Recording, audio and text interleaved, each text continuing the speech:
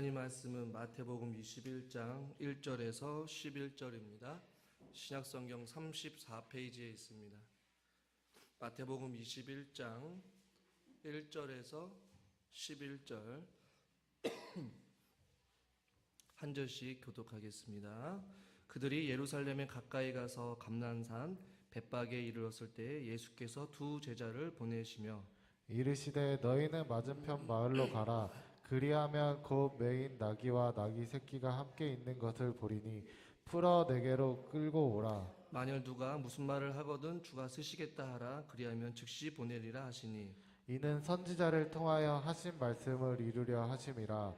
일러스되 시온 딸에게 이르기를 내 왕이 내게 임하나니 그는 겸손하여 나귀 곧 멍에 매는 짐승의 새끼를 탔도다 하라 하였느니라. 제자들이 가서 예수께서 명하신 대로 하여 나귀와 나귀 새끼를 끌고 와서 자기들의 겉옷을 그 위에 얹음에 예수께서 그 위에 타시니 무리의 대다수는 그들의 겉옷을 길에 펴고 다른 이들은 나뭇가지를 베어 길에 펴고 앞에서 가고 뒤에서 따르는 무리가 소리 높여 이르되 호산나 다윗의 자손이여 찬송하리로다. 주의 이름으로 오시는 이여 가장 높은 곳에서 호산나 하더라. 예수께서 예루살렘에 들어가시니 온 성이 소동하여 이르되 누구냐 하거늘 같이 읽겠습니다. 무리가 이르되 갈릴리 나사렛에 나온 선지자라 예수라 하니라. 아멘. 주일 오전 예배 나오신 여러분들을 주님의 이름으로 환영하고 축복합니다. 옆에 있는 분들과 인사합시다. 잘 오셨습니다. 환영합니다. 축복합니다. 은혜 많이 받으세요. 여러분들에게 좀 익숙한 단어 가운데 하나, 그리고 여러분들이 몸에 배어있는 교회의 어떠한 용어 중에 사순절이라는 단어를 아마 들었을 거예요. 아마 굉장히 익숙한 단어이기도 하겠지만 이 사순절에 대해서 여러분들이 조금 잘못 알고 있는 부분이 있고, 저도 올해부터 작년에는 이 교회의 어떤 전통을 중요시해서 사순절이라는 용어를 썼지만 올해에는 제가 강단에서 사순절이라는 용어를 사용하지 않았습니다. 예수님이 십자가에 죽으시고 부활하신 것은 3일입니다. 그렇지만 그 돌아가신 그 시간은 40시간이 되지 않는 시간이에요. 고대 교회는 예수님이 죽으시고 부활하신 어떤 그 시간들을 이 40시간의 신비라고 해서 그 40시간이라는 시간 동안 예수님의 그리스도의 고난의 죽으심과 부활하심을 깊이 묵상하는 시간들을 가졌다라고 이야기를 해요. 그러나 이 고대 교회의 점차 시간이 그 시간들이 길어지게 되었고, 역사적으로 보면 731년 사를 만유 시대에 그 40일이라는 시간이 40일로 정착이 되었어요. 그리고 이것이 로마 카톨릭에서 그것들을 시작하였고, 그들이 종교 회개를 위해 사순절이라고 로마 카톨릭에서 용어를 사용하면서 그 절기를 지키기 시작했습니다. 카톨릭은 사순절을 혹은 카니발이라고도 표현을 하면서 그들이 종교적인 어떤 행위를 하기 위해서 그 날을 정하였고, 우리나라 한국교회에도 이 숫자 7이라는 숫자 혹은 3이라는 숫자 40이라는 숫자가 물론 성경책에서 주는 중요한 의미도 있고, 과거의 성경 해석학자들은 그 숫자에 대한 깊은 어떤 영적인 의미를 부여하여서 그 날을 굉장히 중요시하게 여긴 신학적인 경향도 있었어요. 이 40이라는 숫자에 한국 사람들이 유독 좀 열광을 해서 40일 작정기도, 40일 금식기도, 40일 무슨 기도 해갖고 이 40이라는 숫자를 굉장히 좀 중요하게 마치 여긴 것처럼 이 40이라는 시간을 절대적으로 지켜야 된다. 광야 40년부터 시작해서 40일 금식기도 여러 가지 의미를 부여하고 한국 교회에 이 사순절이라는 용어가 계속 사용되어졌어요. 물론 그 사순절 기간 동안 약 40일이라는 기간 동안 한국 교회에서 다양한 프로그램을 통하여서 한국 교회의 부흥을 준 거는 부정할 수 없는 부분이고 긍정적인 부분도 있어요. 그러나 이 사순절이라는 이 절기를 16세기 우리 종교 개혁자이자 우리 개혁주의 신학사상의 큰 어떤 영향을 준 칼빈이라는 사람은 헛된 사변을 하는 것을 금지하면서 종교 개혁 시기에는 개혁교회는 이 사순절을 폐지했어요. 근데 한국교회 여전히 이 사순절이라는 용어가 교단을 불문하고 계속해서 쓰여지고 있고 우리 어르신들 사이에서도 사순절이라는 이 용어를 계속해서 사용하고 있죠. 그러나 여러분 아십니까? 혹시 우리가 속한 대한예수교 장로교회, 우리가 대한예수교 장로교회 어디에 속하는지 여러분 아시죠? 어디에 속해 있습니까? 네, 합동 측에 속해 있어요. 이거는 아셔야 돼요. 대한예수교 장로교회 합동 측. 근데 이 합동 측 총회, 그러니까 강원 노회가 있고 각 지역 노회가 있는데 이 대한예수교 장로교회의 장자교단인 이 합동 총회에서 19년 전에 약 그 84회 총회 때 결의한 내용 중에 무엇이 있었냐면 사순절 지키는 것을 금지했어요. 물론 총회의 그 결의 내용을 뭐 각 지교회마다 절대적으로 꼭 지켜야 된다는 건 없지만 우리가 대한예수교 장로교회 합동 측에 속해 있으므로 저 역시 개인적으로도 사순절에 대한 의미를 그렇게 많이 부여하고 싶지는 않습니다. 그래서 사순절이 교회의 절기가 아니고 천주교와 성공에 고정된 절기인 만큼 성경적 절기로는 보는 게 바람직하지 않다라는 것이 총회의 결의 내용이에요. 그러니까 성경 그 어디에도 사순절을 지켜라라는 말이 없기 때문에 그렇다는 것이죠. 그렇다면 우리는 어떻게 지내야 되느냐? 예수 그리스도의 고난을 특정한 어떤 기간에만 묵상하고 생각하는 것이 아니라 우리는 날마다 예수 그리스도의 고난에 동참하고 십자가를 묵상하고 할렐루야 매일 그리스도의 부활의 능력을 우리가 경험해야 될 줄 믿습니다. 우리 개혁주의 입장에서는 어떤 특정한 기간이 아니라 매일매일 365일 예수 그리스도의 죽으심과 부활을 묵상하는 삶이 성경적인 삶이다라고 이야기를 해요. 그래서 우리 개신교에서는 대부분 깨어있는 교회들은 종려주일과 고난주간 정도를 교회에서 의미 있게 시간을 보내면서 하나님 앞에 예수 그리스도의 십자가의 죽으심과 그 부활의 그 여정을 깊이 묵상하면서 시간들을 보내곤 합니다. 그래서 오늘 우리가 읽은 본문은 예루살렘에 예수님께서 입성하신 날 혹은 뭐 종려주일이라고도 하는데 그것을 오늘 본문을 통하여서 살펴보고 주중에는 고난주간 특별 새벽기도를 통하여서 예수님의 그 생애 십자가에 달려 돌아가신 그 예수님의 그 십자가의 의미를 조금 더 되새겨 보면서 우리가 한 번 더 우리의 신앙을 점검해 보려고 합니다.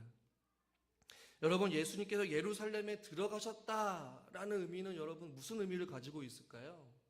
오늘 우리가 읽은 본문 마태복음 21장에서는 예수님께서 예루살렘으로 들어가시는 장면을 말씀하고 있어요. 이것은 승리의 입성이자 동시에 죽음을 향한 첫 발걸음을 내디는 것이었어요. 예수님이 예루살렘에 입성했다라는 뜻은 고난과 죽음을 맞이하려고 예루살렘에 들어가셨다라는 것을 우리에게 의미해 주고 있는 것이에요. 마태복음 20장 18절 19절 교독해서 읽겠습니다. 제가 18절 읽겠습니다. 보라 우리가 예루살렘으로 올라가노니 인자가 대제사장들과 서기관들에게 넘겨짐에 그들이 죽이기로 결의하고 이방인들에게 넘겨주어 그를 조롱하며 채찍질하며 십자가에 못 박힐 것이나 제3일에 살아나리라. 아멘. 예수님께서 예루살렘에 올라가는 이유가 무엇입니까? 십자가에 못 박혀 죽음을 당하시기 위하여서 예루살렘으로 입성하셨다는 것이죠. 단순한 입성이 아니에요. 어떠한 명성을 펼치기 위해서 성공을 위하여서 자기 자랑을 하기 위하여서 예루살렘에 들어온 것이 아니라 죽으러 들어가신 것이에요. 누가 죽음으로 향하는 길을 좋아하겠습니까? 그러니까 예루살렘으로 입성하신다라는 것은 십자가를 향해 첫걸음을 내딛는 것과 같은 의미예요. 또한 예수님께서는 이 대관식 없는 즉위식을 하셨어요. 예수님께서는 이 땅에 오신 이유는 저와 여러분들을 구원하시기 위하여서 더 나아가서 예수님께서 이 땅에 만왕의 왕으로 오셨습니다. 여러분 믿으십니까? 만왕의 왕으로 오셨으면 여러분 어떻게 됩니까? 화려한 즉위식을 해야 되는데 예수님은 아무도 반기지 않았어요.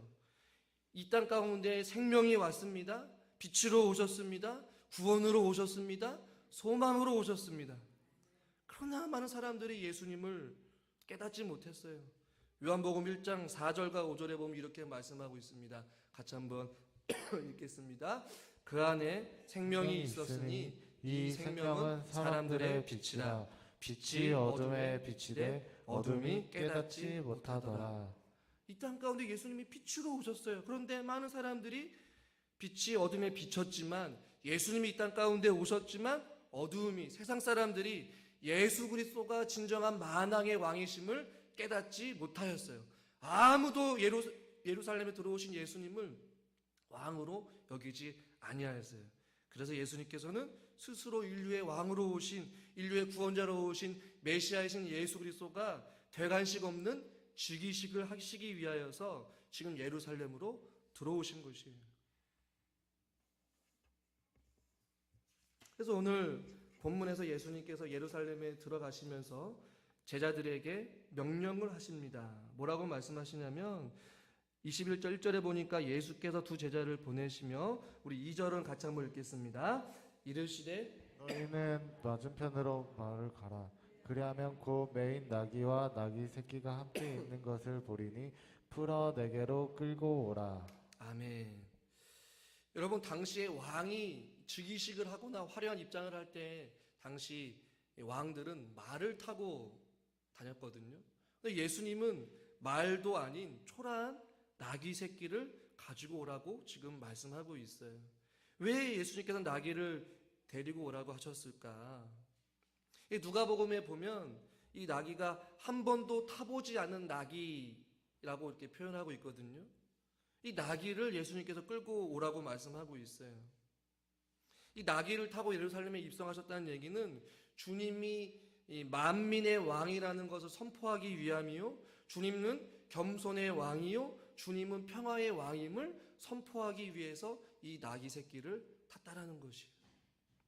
다시 한번요. 만왕의 왕으로, 그 다음에 겸손의 왕으로, 그 다음에 평화의 왕으로 오신 것을 보여주고 선포하기 위고 또 가르쳐 주시기 위하여서 예수님께서 나귀 새끼를 데려오라고 말씀하고 있어요.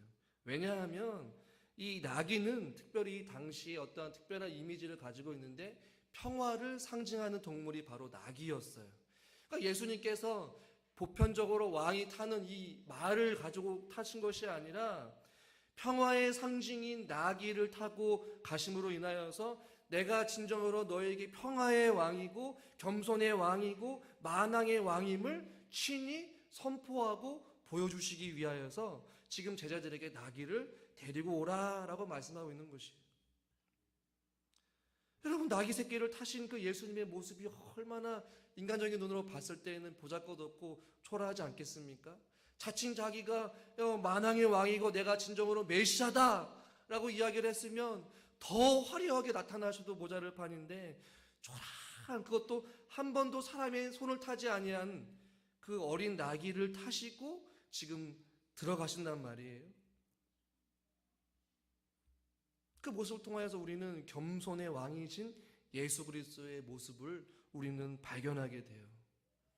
그 예수님은 그 누구도 예수님을 향한 그 왕으로 인정하지 않은 그 모습들 가운데 예수님께서는 서운해하지 않으시고 예루살렘을 향하여서 오히려 예루살렘아 예루살렘아 하시면서 우셨다라고 다른 복음서에 기록되고 있어요. 예수님은 이 땅 가운데 만왕의 왕으로 오셨지만 일반적인 세상적인 왕은 말을 타고 화려하게 가서 그들을 정복하고 그들을 군림하는 어떤 절대적인 권력을 가진 마치 범접할 수 없는 왕으로 권력을 내세우지만 주님은 그렇지 않다라는 것이에요. 평화의 왕으로, 겸손의 왕으로 이 땅 가운데 오셔서 섬김을 받으려 하기보다는 섬기려고 하고 많은 사람들의 대속물로 오셨다라고 예수님께서 말씀하고 있는 것이에요. 마가복음 10장 45절 우리가 같이 한번 읽어보겠습니다. 인자가 온 것은 섬김을 받으려 함이 아니라 도리어 섬기려 하고 자기 목숨을 많은 사람의 대속물로 주려 함이니라. 아멘. 우리가 예수 그리스도의 이 죽으심을 십자가를 앞두면서 우리가 봐야 될 것은 예수님의 삶 자체는 겸손이었고 이 땅 가운데 오신 것 자체가 겸손이었고 마국간에 태어나신 것도 겸손이었고 또 그의 오늘 이 삶 자체도 겸손이었고 오늘 이 예루살렘에 입성하는 그 모습 자체도 예수님은 겸손 그 자체셨어요.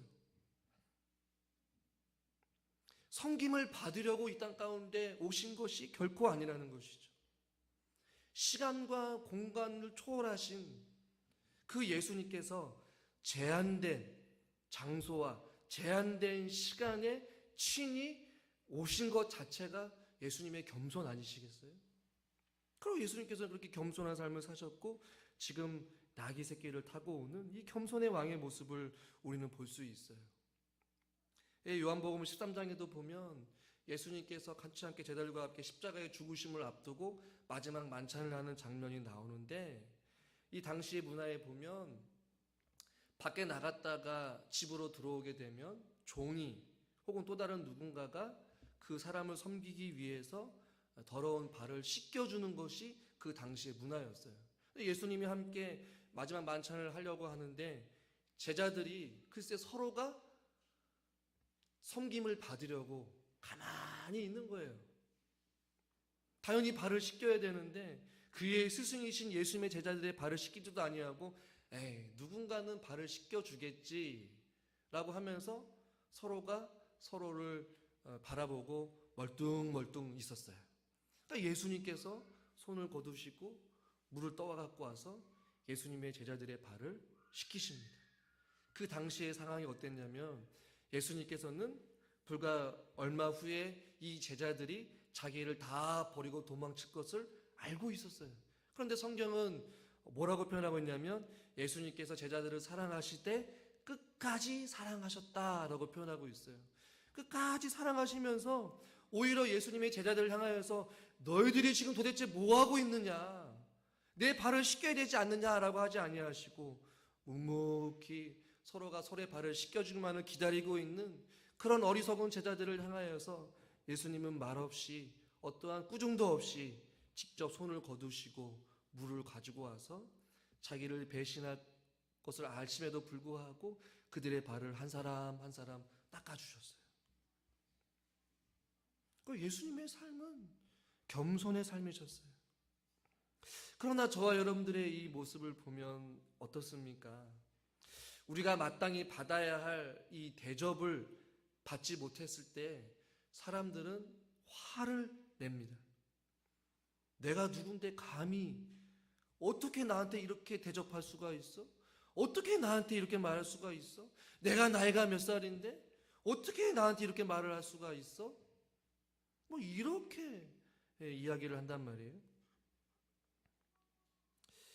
죽음을 향해 예루살렘으로 입성하시면서까지 겸손의 모습으로 나귀를 타시는 이 예수님의 우리 모습을 바라볼 때마다 우리는 기억해야 된다는 것이, 우리가 고난 주간에만 특별한 날에만 십자가를 묵상하는 것이 아니라 세상 죄를 짊어지고 가실 그 예수 그리스도, 겸손의 모습으로 이 땅 가운데 평화의 복음을 전하기 위해 오신 그 예수님의 겸손의 모습을 우리가 기억할 때마다 저와 여러분들이 기억해야 될 것은 자기를 낮추시고 죽기까지 복종하신 곧 십자가의 죽으심으로 겸손의 삶을 보여주신 예수 그리스도의 삶의 모습을 우리는 기억해야 될 줄 믿습니다. 그래서 빌립보서 2장 3절에도 오직 겸손한 마음으로 각각 자기보다 남을 낮게 여기라. 겸손한 마음으로 나보다 남을 더 낮게 여기는 그러한 겸손의 삶을 저와 여러분들이 살아갈 수 있기를 주님의 이름으로 간절히 축원합니다. 오늘 주님께서 제자들에게 명령을 내리시죠. 뭐라고 말씀하시냐면 나귀와 나귀 새끼를 끌고 오라 라고 말씀하시면서 덧붙여서 이렇게 말씀합니다. 우리 3절 말씀을 같이 한번 읽겠습니다. 만일 누구 주가 쓰기겠다 하라 그리하면 즉시 보내리라 하시니. 아멘. 그러니까 누가 혹시 물어보면 무슨 말을 하거든 주가 쓰시겠다라고 해라. 그러면 즉시 보내리라라고 이제 말씀하셔요. 그래서 결국에는 그 나귀 새끼를 가지고 오죠. 6절에 보니까 제자들이 가서 예수께 명하신 대로 하여 나귀와 나귀 새끼를 끌고 와서라고 말씀하고 있어요. 여기서 중요한 것은 여러분 이 나귀 새끼의 주인이 여러분 누구이십니까? 누구예요? 오늘 성경 본문에서 이 나귀와 나귀 새끼를 기꺼이 내준 사람이 등장하고 있습니까? 등장하지 않습니까? 성경에 기록되어 있지 않아요. 그러나 추측해 볼 수는 있죠. 대뜸 와가지고 한 번도 사람 손을 타지 아니한 아주 평화의 상징인 아주 소중한 그 나귀 새끼를 달라고 하는데 그 누가 쉽게 주겠습니까? 돈을 받지도 아니하고 주가 쓰시겠다라고 해라라고 했을 때 제자들이 동일하게 그 말을 했겠죠. 주가 쓰시겠으니 달라. 그랬더니 나귀 새끼는 어떻게 했는지 모르지만 주인은 그냥 줬어요. 그리고 제자들은 그것을 가지고 온 것이에요. 아마 나귀의 이 주인도 하나님을 사랑하는 사람이었을 거예요. 그러나 중요한 것은 저는 이 구절을 통하여서 나귀의 주인이 누구인지는 모르지만 주님께서 쓰시겠다라는 이 말씀 앞에 기꺼이 이 나귀 새끼를 드린 이 주인이 참으로 귀한 사람이라는 것이에요. 그리고 이 동물 자체도 주님의 그 예루살렘의 입성에 함께 동참한 이 영광스러운 자리에 보잘것없는 이 동물도 주님 앞에 기꺼이 쓰임 받았던 이 삶이 얼마나 아름답고 축복된 삶인 줄 몰라요. 이 말씀을 준비하면서 저에게도 질문을 던져보고 우리 성도님들한테도 한번 질문을 던져보고 싶어요. 여러분이 가지고 있는 무엇인가가 있는데 누가 여러분에게 나서 주님이 쓰시겠으니 주십시오. 주님께서 여러분들에게 내가 나의 영광을 위하여서 주님의 뜻을 위하여서 너에게 이것을 요구하니 나에게 줄 수 있니? 라고 말한다면 여러분 기꺼이 주님 앞에 내어드릴 수 있으십니까? 혹 주님께서 여러분의 시간을 쓰시겠다라고 하면 여러분 주님 앞에 기꺼이 시간을 드리실 수 있으십니까? 주님께서 여러분의 어떤 특별한 은사를 여러분께서 요구하신다면 주님 써주시옵소서, 주님 내가 여기 있습니다 라고 기꺼이 내 자신을 드릴 수 있냐라는 것이에요. 주님 나는 보잘것없지만 주님께서 쓰시겠다라고 하면 얼마든지 내 시간을 쓰십시오, 내 달란트를 쓰십시오, 내 손을 쓰십시오, 내 발을 쓰십시오. 아멘을 안 하시네요. 주님 이제는 무릎도 아프고 허리도 아프고 손이 나만하질 않아요. 아니에요. 우리가 열심히 이렇게 살아가는 이유, 이렇게 훈련을 받는 이유, 이렇게 살아가고 숨쉬는 이유는 우리가 주님을 위해 사용되어지기 위해 주님께서 허락하신 은혜 아닙니까?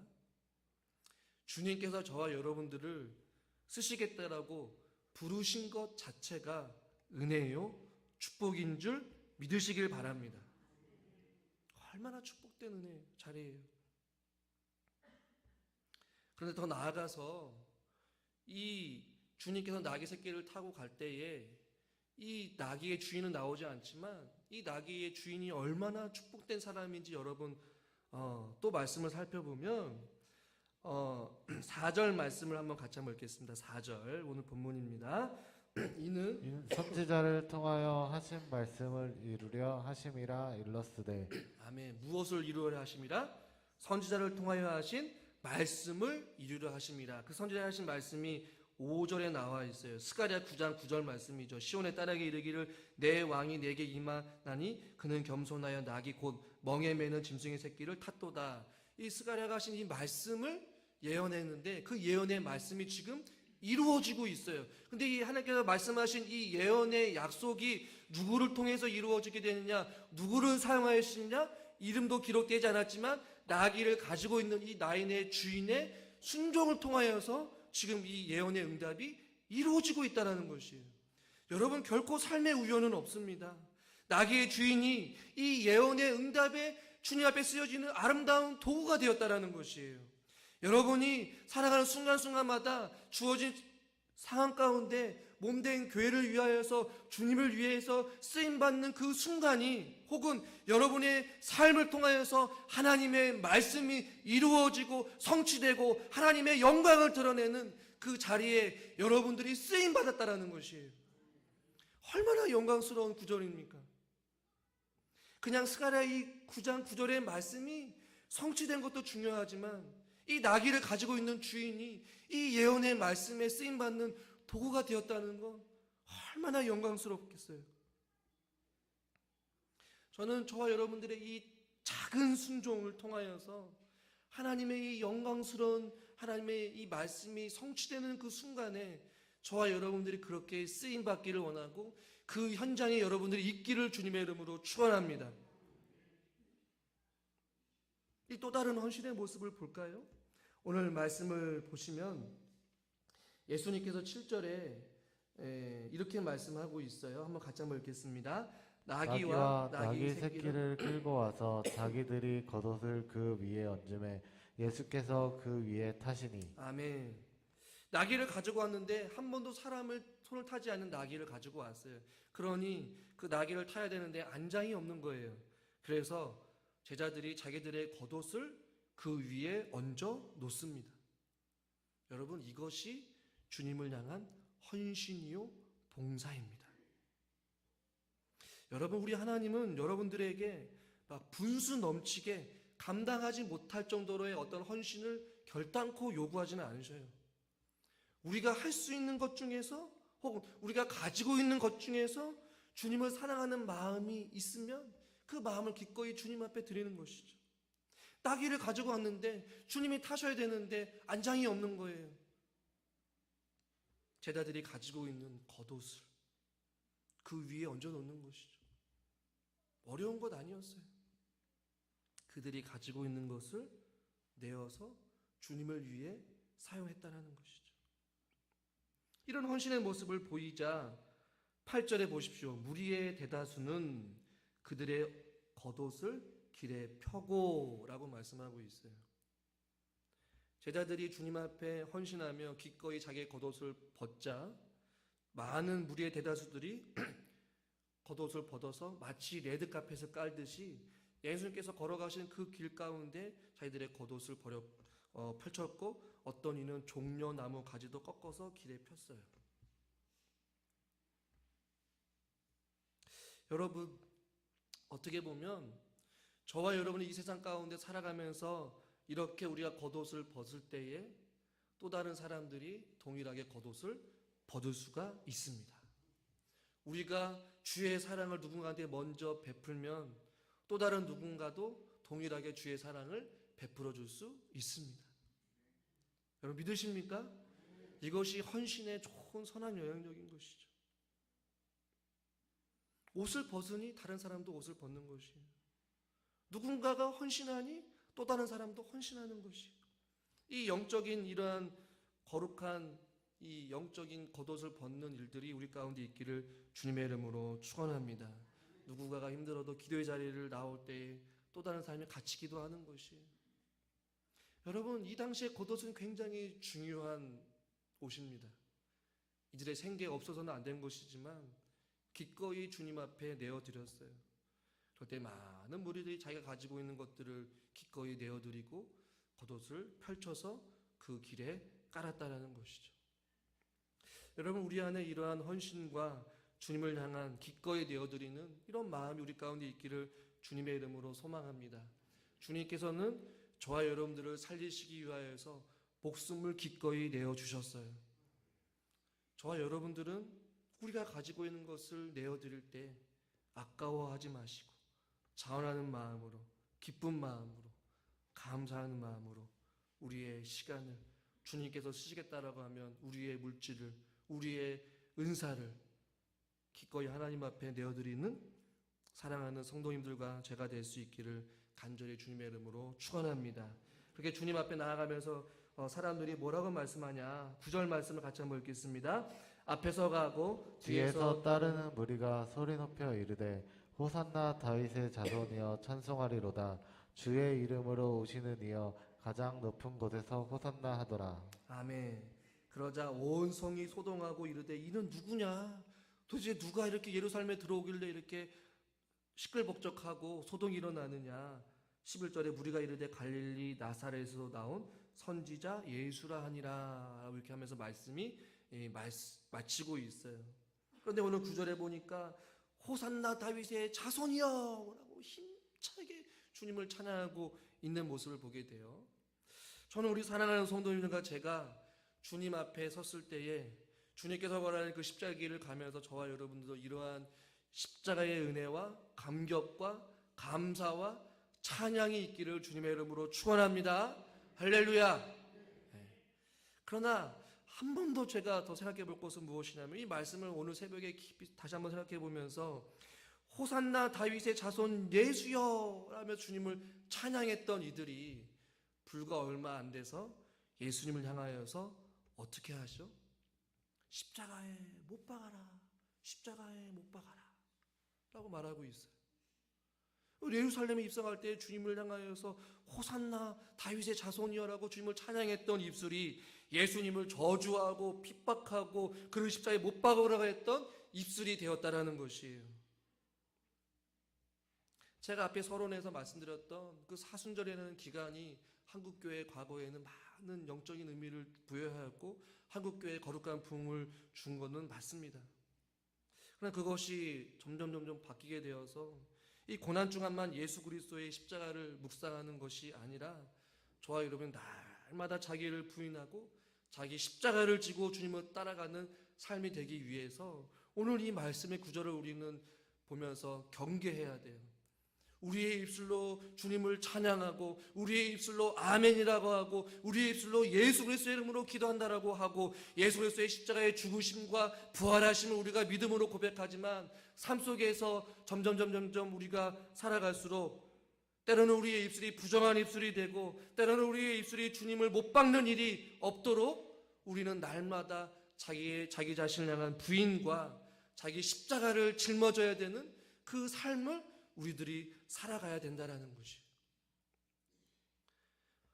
호산나 다윗의 자손의 예수여라고 찬양하는 그 입술이 주님 오실 그날까지 아름다운 입술이 될 수 있기를 주님의 이름으로 소망합니다. 언제 바뀔지 몰라요. 이 많은 무리들이 결국에는 주님의 십자가 앞에 예수를 못 박아라, 예수를 못 박아라 라고 외쳤던 동일한 사람들이었단 말이에요. 사랑하는 성도님들과 제가 이 종려주의를 보내면서 예루살렘에 입성하신 그 예수 그리스도의 십자가의 그 길을 우리가 생각할 때마다 우리의 삶을 통해 날마다 끊임없는 자기 부인과 십자가를 짊어지는 그러한 삶, 그 삶을 통해 우리를 향하신 하나님의 사랑과 하나님의 긍휼과 더 나아가서 보혈의 의지를, 보혈의 은혜를 우리가 풍성하게 받아 누리는 하루하루가 될 수 있기를 주님의 이름으로 축원합니다. 그래서 주님 오실 그날까지 주님을 찬양하는 삶, 또 주님 앞에 영광 돌리는 삶, 기꺼이 주님 앞에 우리의 모든 것을 내어드리고 겉옷까지도 벗어 던져서 주님 앞에 내어드릴 수 있는 그러한 충성되고 헌신된 삶을 저와 여러분들이 살기를 간절히 주님의 이름으로 소망합니다. 하나님 아버지, 종려주의를 통하여서 예루살렘에 입성하신 그 예수 그리스도를 바라볼 때마다 우리를 살리시기 위하여서 평화의 왕으로 오셨고 겸손의 왕으로 오신 것을 바라보게 됩니다. 주님께서 이 땅에 오신 것 자체가 우리를 살리시기 위하여서 오신 줄 믿습니다. 그 사실을 기억할 때마다 교만한 우리의 마음을 겸손케 하여 주시고 죽기까지 사랑하여 주신 그 예수님의 삶을 따라 우리도 나보다 남을 더 낮게 여기며 섬기며 또한 사랑으로 또 섬길 수 있는 우리 모두가 되게 하여 주시옵소서.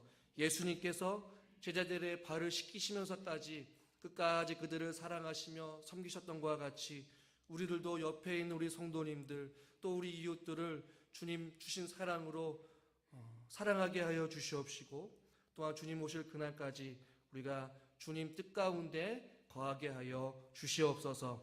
주님 앞에 주가 쓰시겠다라고 우리에게 말씀하시면 우리가 기꺼이 우리가 가진 것을 내어드리기를 원합니다. 아까워하지 않게 해주시고 자원하는 마음으로 억지로 드리는 것이 아니라 기쁨으로 우리의 가진 것을 주님 앞에 드릴 수 있는 우리 모두가 되게 하여 주시옵소서. 주님께서 생명을 드린 것과 같이 우리도 주님을 위해 가진 전부를 내어드릴 수 있는 그러한 삶이 되게 하여 주시옵소서.